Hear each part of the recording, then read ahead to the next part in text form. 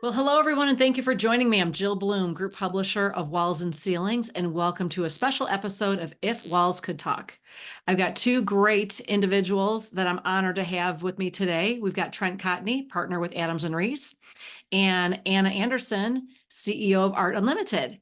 And it's a great conversation that we need to have with all contractors listening that has to do with the one-to-one consent ruling. Anna, let's start with you. What does everybody need to know? What's going on? Yeah, so when it comes to the new rulings that's come down through legislation, there is one-to-one consent that's occurring when you are having your forms filled out on your website and also when you're doing text messaging with clients. So I think this is a big change for obviously lead aggregators, but any business that has a form on their website and also doing SMS campaigns and there's automation in process, you have to make sure that you're compliant and can prove that consent was given when that customer's or prospects contact information was collected. Those are the big things. So I'm super excited to be here with not only you, Jill, but this special duo with Trent because there's a lot of legal components with this. I know the marketing side. How and what do you do from a marketing consent side to opt in and data collection within your CRM? But that legal side, Trent, you're the expert. Well, thank you, Anna. And this is it's a complicated subject, and it's something that we've seen a variety of changes on over the last, handful of years. The TCPA, just to give some background for our listeners that, may have some questions, is the Telephone Consumer Protection Act. And originally it came out in 1991. And the idea behind it back then is to deal with robocalls and things of that nature. But it's evolved into text messages, consent, privacy issues, a lot of the other things that Anna's talked about. And under the TCPA, there is a private cause of action, which means if you violate those provisions, if you contact someone that's on the no-call list or you don't obtain the appropriate consent, you could potentially be liable for $500 per instance or per call violation, right? And you can be liable for up to $1,500 if it's willful. So similar to OSHA, where you've got a sort of the willful standard where you know you're doing it, you could be liable for that much.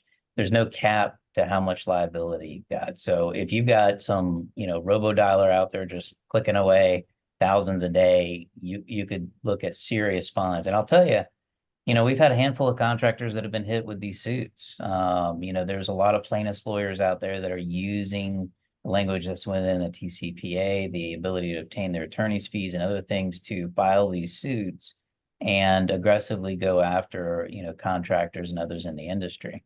It's a big issue. I anticipate that, as technology continues to change, that we can anticipate, more add-ons to this or different things that we'll have to deal with. But clearly Anna's on the front lines of this. She was talking about it with me before anybody even knew what was going on. So, kudos to her and the team over at Art Unlimited for kind of leading the charge on compliance here. So what do contractors need to do to protect themselves? Because if this is new and it's not quite, in front of their minds, like what do contractors need to do? Yeah, couple of self-help things, right? So it depends on whether or not you're doing this internally or you're outsourcing it, right? So if you're doing it internally, you want to make sure that you've got the right checklist in place. And Jill, you and I have always talked about standard operating procedures, and sometimes I drone on and on about that. But and the reality, that's what prevents you from getting sued. So it's having the right procedures in place to understand that your internal marketing people are doing what they're supposed to be doing. If you're outsourcing it, you want to make sure that you've got compliance on that end and that you understand what your duties, rights, and responsibilities are from a contractor standpoint. Key thing is, it's just like every single law, things are constantly changing. But management that might be listening to this, people that are in charge of their marketing, they need to make sure they've got their arms wrapped around it because it is significant. And like I said, I'm seeing an uptick in these claims coming. So Anna, I know you, like I said, you were on the front lines. What are you seeing on your end? Yeah, so there's complex components that need to be implemented for some contractors, and then there's some pretty basic elements. So let's start with the basic. When it comes to the information that's being collected wherever it's being collected, make sure that you have the consumer aware of how their information is going to be used.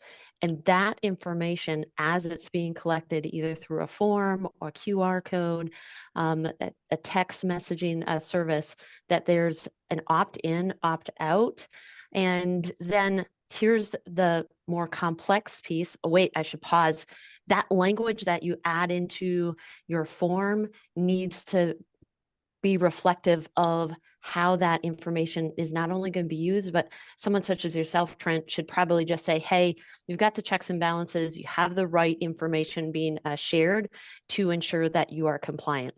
All right, so let's put Jill, you in the consumer seat. You filled out a form, you all of a sudden get into a drip feed of information coming out to you. You always have the ability to opt out, which is a standard operating procedures. But here's what needs to happen is, as you fill out that form, your integration with your marketing and your CRM needs to be compliant. So if that consumer, you ever come back to the business owner and said, hey, I don't want any of this information anymore. You're following up, you're connecting with me, and it wasn't approved. This gives you, the business owner, the ability to say, hey, on this date, you filled this out. Here was the experience. Here's what that looks like. Everything is documented and clearly able to be proven that you did make that a decision. So I think that's the key part, is we've been so lackluster over the past years saying, oh, we got a submission from a prospect, and now we're just going to go out and keep nurturing that opportunity. But in today's environment, you need to ensure that that consumer is still giving consent. And that's key. So again, how are you collecting that information? It has to be compliant. The integration with your in-house CRM needs to understand what the lead source is, what consent was given, and how are you nurturing that opportunity, and is it compliant with the consent? Great insights. You So know, question, oh, go ahead. Yeah, I just wanted to throw something in real quick. I right before I got on here, I've been reading about the fact that, Facebook, Instagram, and Messenger went down completely. And, widespread outages, over 500,000 reported outages. Don't know the reason for that yet. But, this topic is also a good reminder to make sure that you are keeping safe your customer list, and that you are engaging in protocols to protect against, potential hacking or theft or anything else, because, unintentionally you could implicate some of the TCPA stuff if for some reason stuff starts getting out there. So, always use two-step authentication, try to do what you can to limit access to customer lists and things of that nature, because again, I don't know what happened with Facebook and Instagram, but I'm sure we'll hear about it pretty soon. Regardless, keep it safe. Hands down, agreed. Well, great insight, both of you. Thank you always so much for stepping up with the great content that everybody needs to know about. But Anna, anything else you'd like to add? No, I would just say this is, as Trent said, is an ever-changing landscape. So stay in touch with what does compliance mean for your business, so that you can focus on doing what you do best, great work, and providing service to your customers. Yeah, and as Trent has always said to everybody, the person with the best paper trail wins, right, Trent? Absolutely. You took the words out of my mouth. Trademark. It is.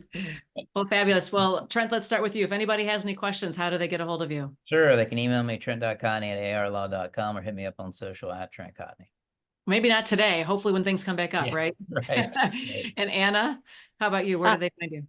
Yeah, you can easily reach out to me at our website, artunlimitedusa.com, fill out the form, and I'll get right back to you. Sounds great. Well, thanks so much, you guys. And if anybody has any questions for us, it's roofingcontractor.com or wconline.com. And while you're there, make sure you sign up for all our free content. Make sure you sign up for our e-newsletter, our website, follow us on all our social media channels so you can stay up to date on all the great interviews we're doing, especially this great one today with Trent and Anna. But most importantly, stay safe and healthy. We'll talk to you soon. Thanks again, you guys. Yeah. Thank you.